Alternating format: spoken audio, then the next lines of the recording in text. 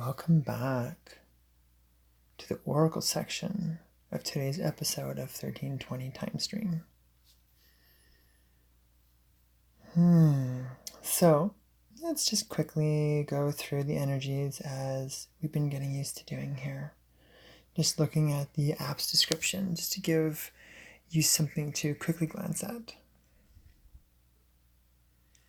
The Overtone Dragon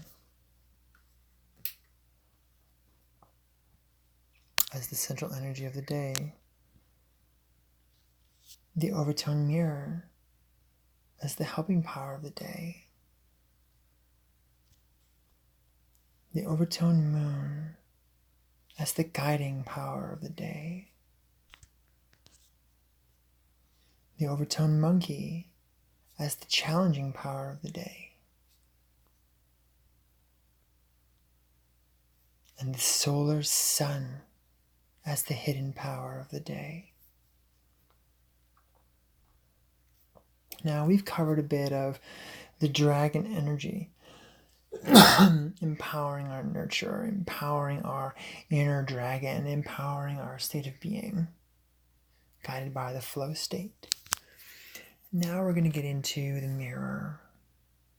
Now, very much like we've touched on before, the mirror is about reflections and can become about the evolution from reflection into transparency, coming from the active or meta-focused mind into the trusting, more dissolved, surrendered type of showing up in the world. And in this case, it could be saying that certain things are empowering our reflections, or maybe we're cultivating reflections that are actually empowering instead of maybe cultivating or finding ourselves in limiting internal conversation or viewpoints of the world or things of this nature. And today in this section is one of those times to begin cultivating empowering reflections. Another aspect of it here is the word endlessness. And I want to bring instance into what kind of sounds cool, commanding endlessness. Which is kind of like, beckoning us to step into our eternal or infinite nature. Giving yourself permission or discovering or launching yourself into the ability to command your infinity, command your eternity. Another aspect of that is, when you put two mirrors together, you get endlessness. Those mirrors reflect each other endlessly, which actually shows the nature of the fourth dimension, kind of as a physical representation that the fourth dimension is in fact reflective in nature. So it's just a little bit to chew on there, because the mirror can sometimes be a very abstract protocol. So let's move up to the guide. Now, I really like how the moon is the guide to the Overtone Dragon, or just the overtone energy in general, because of the overtone's commanding nature. It can be intense. The moon continues to remind us to flow. We are guided by the moon today. We are guided by the tender, sensitive energy. We are guided by the still water. We are guided by the natural flow. For women, this can have a deep relation to the moontime flow. This is also known as the red moon. It can be a representation of empowering those type of moon cycles or calendrical type of moon cycles. The moon has many valid references to be able to embody its energy. But all of them, whether it's the blood flow of a woman's cycle, whether it is the celestial cycle of the moon itself, all of them are natural flows. All of them happen naturally and they have their cycles. And so I feel the energy here is saying that with that, we're not only through the state of being of the dragon, through the state of nurturing, we're empowering those moon type energies to become. And so we're bringing those into being, as well as the energies that are particulate to those more empowering, commanding energies. That moon energy, that natural cycle energy, is kind of taking the edge off. It's taking the will out of it. So that command is more like you are an empty vessel.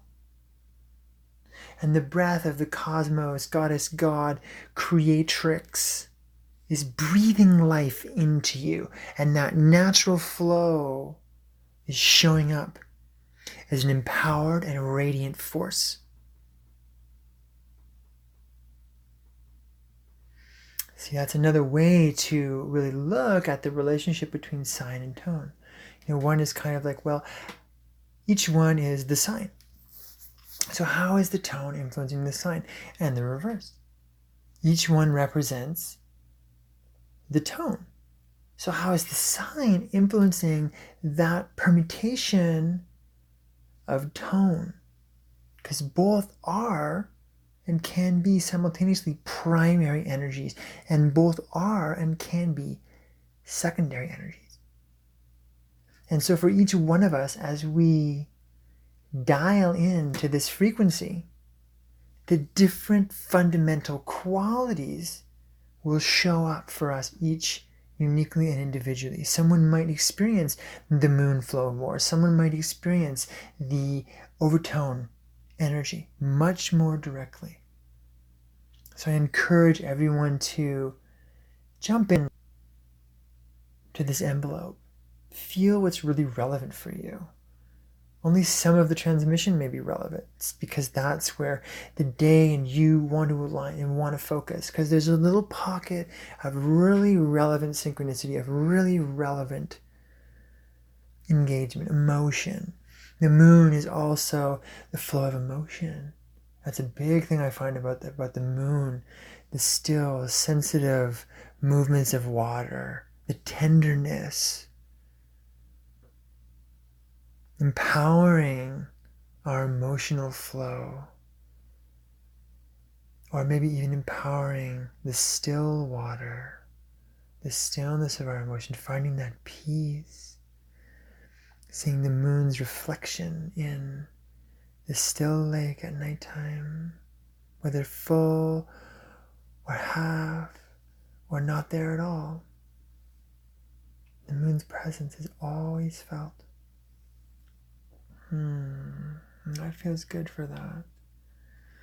Let's go into the monkey here, the overtone monkey. It's always a fun one. I always like that one. Mainly because I like to play. I love to play. So I want to really emphasize the monkey's energy of playfulness. Playfulness, magic, and illusion are its three words. I find illusion is also associated with mythology. It's make-believing, pretending, as well as witnessing. I feel the monkey I empower in order to play. The playness happens. We empower the playfulness, right? Commanding the illusion. That's a bit of the code spell. Commanding the illusion. You really think about that. It's like, oh, right. In playfulness, almost like, we can do a very blunt description and say cosplay. Cosplay, I find, is like really, I empower into this state of playing, commanding the illusion. We're jumping directly into a mythology, very much like a movie or a video game. Things like this. There's these people playing roles, or you're playing the role in a game, and you're working with that. Or different forms of storytelling and make-believe. The monkey is the mythologist. The monkey is the storyteller, sharing wisdom in that way. Very much like the old native sitting by the fire, telling the children and the other members of the tribe stories of their heritage, of their past, of the ancient ones, in order to transmit wisdom and knowledge and growth and evolution. The monkey is behind this energy. It can be intense or playful, but the mythology, the illusion is there. The illusion in the monkey and that playful energy can also be very empowering, just generally. Now, it being in the challenging power of the day kind of brings an energy of like, oh, maybe there's a lot of nurturing going on, a lot of that dragon, a lot of that being energy. Maybe it's time to play. Maybe it's time to play. Or maybe it's the other way around. Maybe that dragon or maybe that monkey is kind of pestering the dragon, right? The dragon is like, oh, I want to do the things. And the monkey's like, whoo, let's play, right? You're trying to take something seriously, and it's like, well, let's just like dump coffee on your finely stacked papers. No, the dragon is not happy about that. It loves to throw wrenches in finely tuned gears. The monkey loves messing with you. It loves to come up and get right in your face and say, hey, doesn't matter how freaking important it is what you're doing, stop taking yourself so freaking seriously. It's all an illusion. None of this matters. Not one little bit. And if you think it does, well, you're indulging in the illusion and you're taking yourself far too important. That is one of the monkey's main messages to you. And so it's an invitation to just let go, throw the papers in the air. It doesn't matter if your deadline's tomorrow. That is an investment in consequence. And though it may seem completely insane what I'm saying here, attempt to see it from the perspective of the monkey, and also the perspective of a whole intergalactic system of sustainability. Does it all stop because your papers don't get handed in to the boss tomorrow? Most likely not. Right? And that consequence is only as severe as you invest in it. And I don't need to get into anyone's individual personal investment in how they feel or wish consequences to show up in their life, because ultimately that's all choice. Whether it's cultural, whether it's personal, whether it's your family, whether it's expected of you or not, all of those energies are investments in an illusion. So this is some of the monkey wisdom. Go play. Empower your playfulness. Tell a good story. Watch a good movie. Chill with the kids and let them guide you into your imagination. Put the work down for a little bit and go chill out.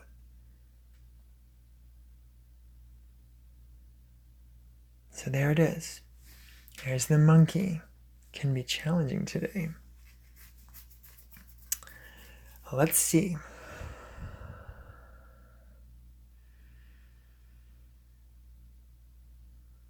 The hidden energy of the day, which is the solar sun.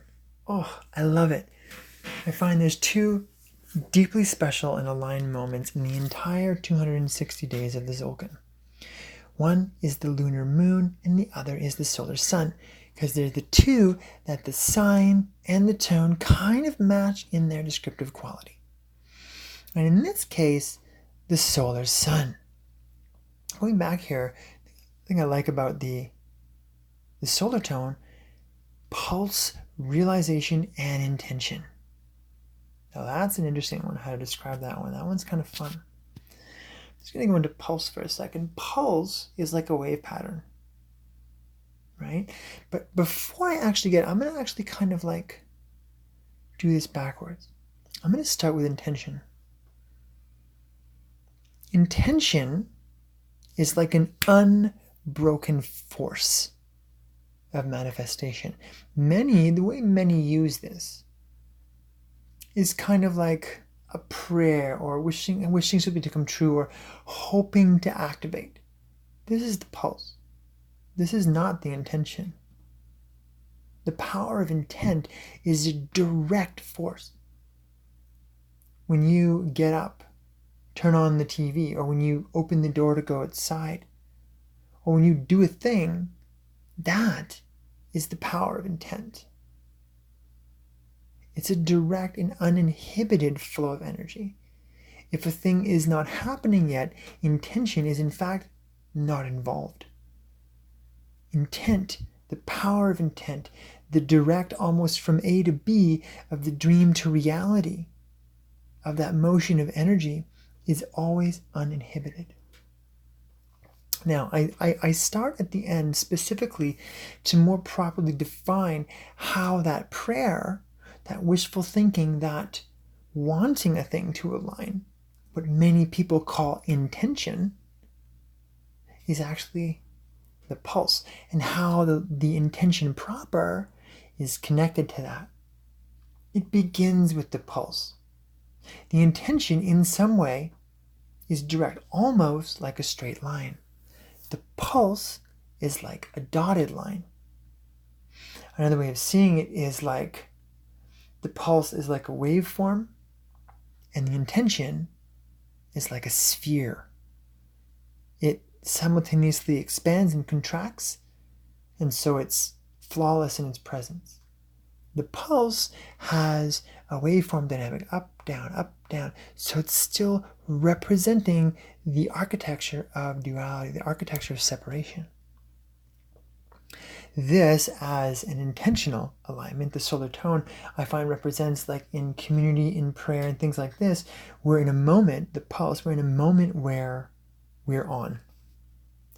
We're in a space, we're aligned, and then we come out of it again.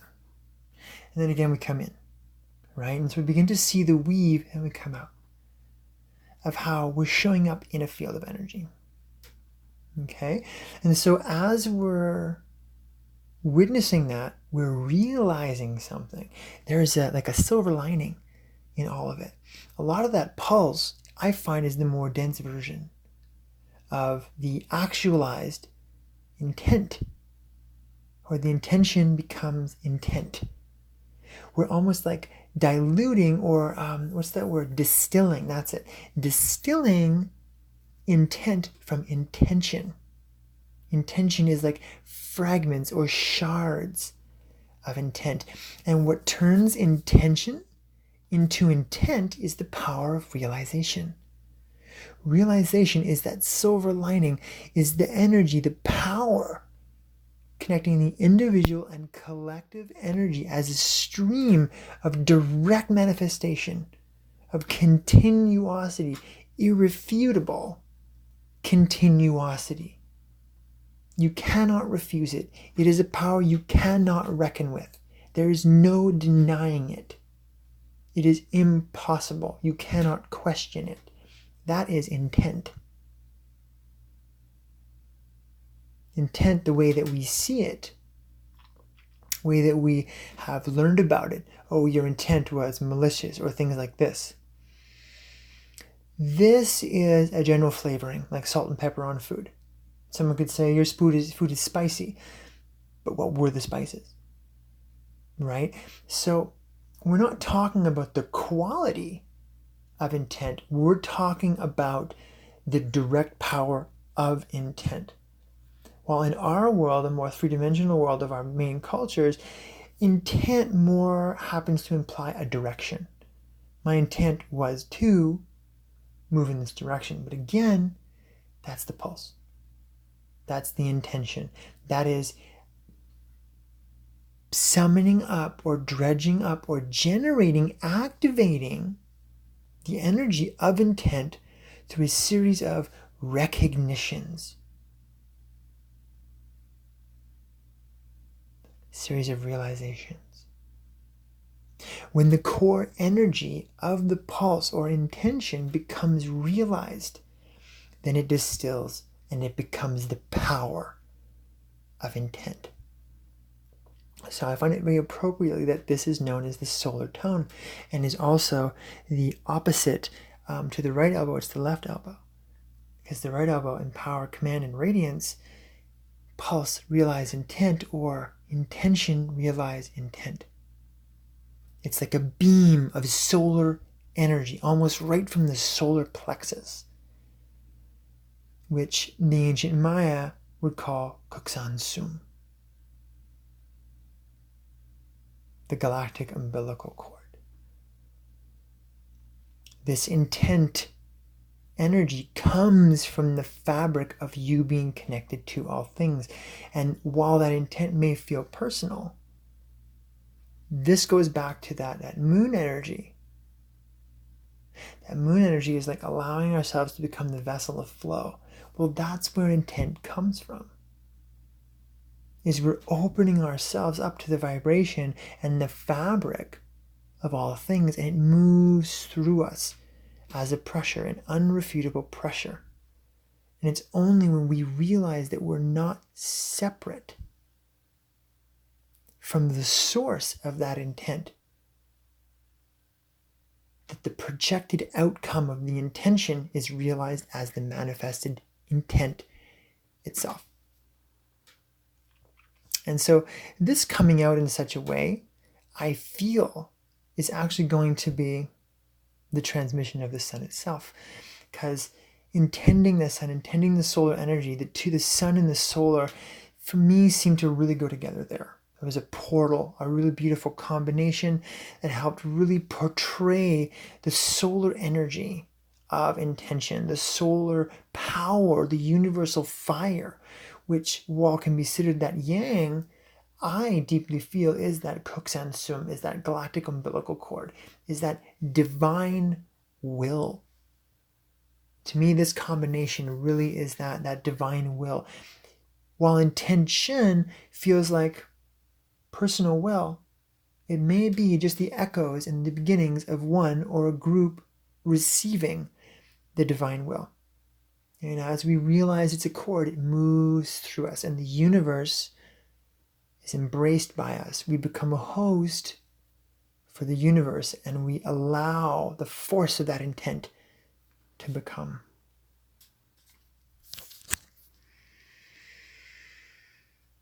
That was nice. I like that one. Well, I think that does it for the Oracle section of this episode of 1320 Time Stream. Stay tuned for the Mind Pyramid Meditation.